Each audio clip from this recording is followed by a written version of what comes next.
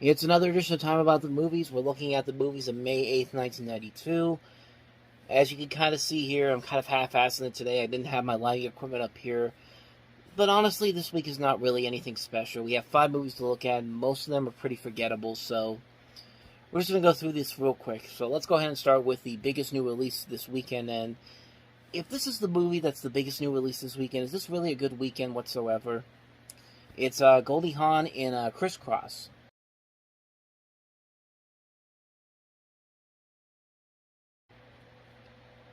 I mean, really, is there anything here that you haven't seen on a Lifetime Movie of the Week or an ABC, CBS, NBC TV Movie of the Week? I mean, did that really need to be in a theater that weekend? I don't think so.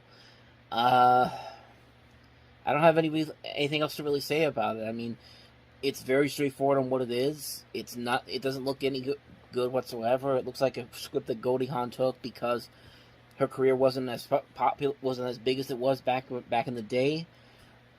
She was. I don't know if she was desperate for money or anything, but this does not look like a good movie whatsoever, and nobody went to go see this movie.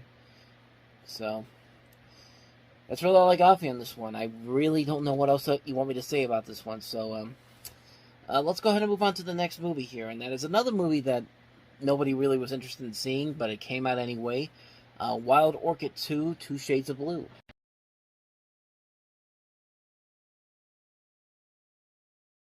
A sequel that's not even based off of the original movie. It is literally an in-name only sequel. I mean, this movie literally is just Two Shades of Blue, but because Wild Orchid was such a big success, it has to be Wild Orchid 2, even though it has nothing to do with the first movie. And again, what else can you really say about this one? I mean, if you have to put a sequel to is a name to it from a previous movie to make it seem like it's a sequel to something when it actually isn't, that's desperation at its worst. It's desperation at its worst. And really, is there anything in here that looks remotely interesting whatsoever? No, not really.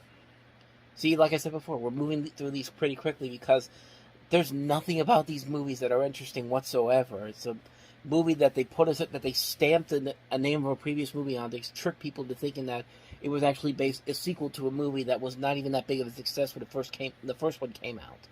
But it is what it is. So there you go. That's Two Shades of Blue. Let's go ahead and move on to the next movie that we have here, and one of the notable movies that came out this weekend, and that was Drew Barrymore and Tom Skerritt in Poison Ivy.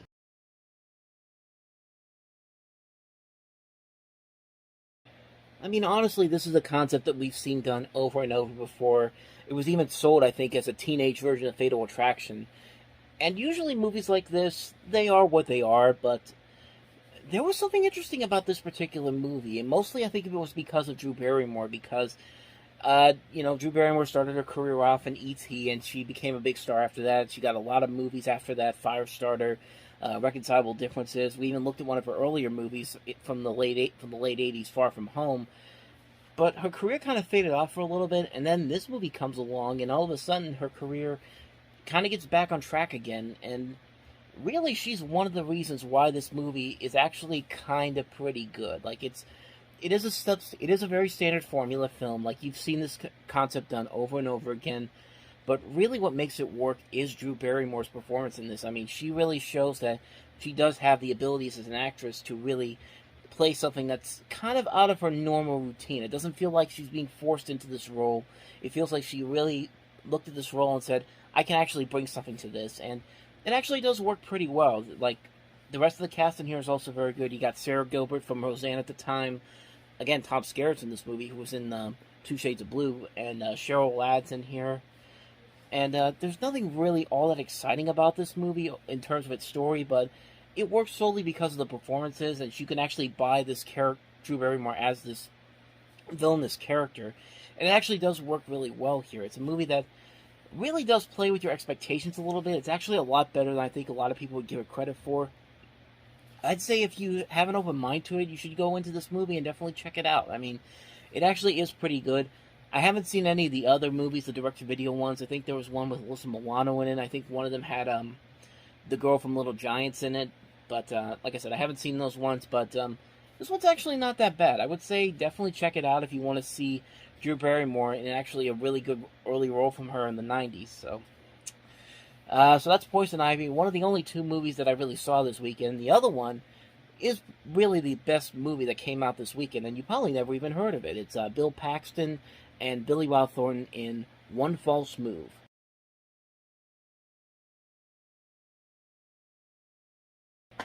So the story behind One False Move is that this was a movie that was originally intended to be straight-to-home video because it had such a low budget to it. But when they finished the film, the word of mouth got big for the film, so it convinced the studio that put this movie out, IRS Releasing, to actually give it a full theatrical release.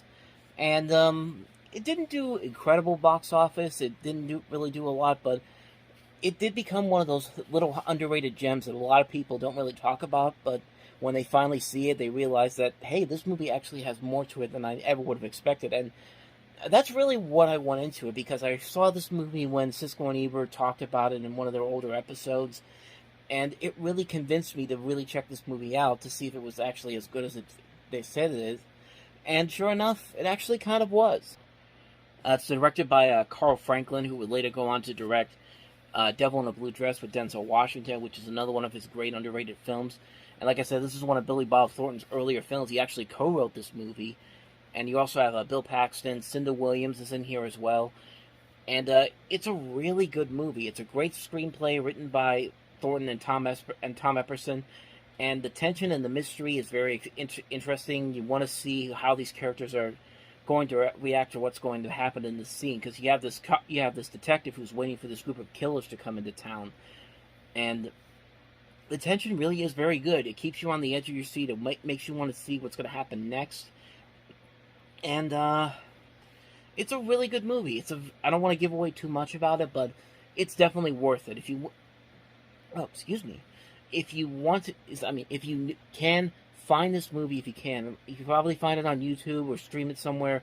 But definitely check it out. It's definitely worth your time, especially if you want to see some great work by Bill Paxton and Billy Bob Thornton. This is one of their most underrated films, and a great film by Carl Franklin. I can't recommend this movie enough. One False Move.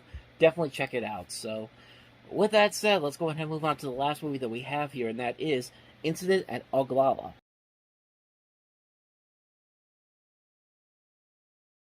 I think this is the third movie that I've looked at from Michael Apted. We've already looked at a couple of other movies from '92, including a film from the Up series and the scripted film he did, Thunderheart. This is another documentary. This one is documenting the documentary is about the deaths of two FBI agents who were on the Pie Ridge Indian Reservation on June 26, 1975, and they were killed in that fire. And there was also also killed in there was a Native American who was a member of the American Indian Movement, and his death prompted no legal action. The documentary kind of examines the legal case surrounding the trials between the killers, Robert Robideau and Darrell Butler, and later the separate trial of Leonard Pellider, who had to be extradited from Canada, and they were both acquitted of their trial, but Peltier, that's what his name is, Leonard Peltier, was convicted of murder in 1977, and you also have they also discuss the tribal chairman Dick Wilson, and it's a lot of things going on in this documentary. I haven't seen it myself, so I can't really comment on it too much. But it's interesting. I mean, usually Michael Apted makes some pretty good documentaries, and this is one, and movies in general. And you have a narration by Robert Redford too. It does have a little bit of promise to it, but it's not one I'm going to rush out to see right away. But it's got my curiosity to it. Maybe one day I'll definitely check it out, but it's not something I'm in the rush to see right now. So just want to acknowledge that it came out this weekend. It is Incident at Oglala. And so on that note, we wrap up another edition of Time About the Movies. Next time around, we actually get the summer movie season started early with a big action sequel. Richard Donner, Mel Gibson, Danny Glover, and Joe Pesci are joined by Rene Russo again for Lethal Weapon 3, the biggest new release to come out that weekend. We also have The Water Dance, Cabelza di Vaca, I think I'm pronouncing that right, Bill Paxton and The Vagrant, and also Ruben and Ed. So 5 movies to look at next time around, so we will definitely delve into that next time. But until then, thank you guys for watching, and as always, if you want to see more videos like this, please hit the playlist on the next page, check out the previous episode, and I'll see you guys tomorrow for another episode. So thank you for watching, I'll see you next time, and until then, as always, take care.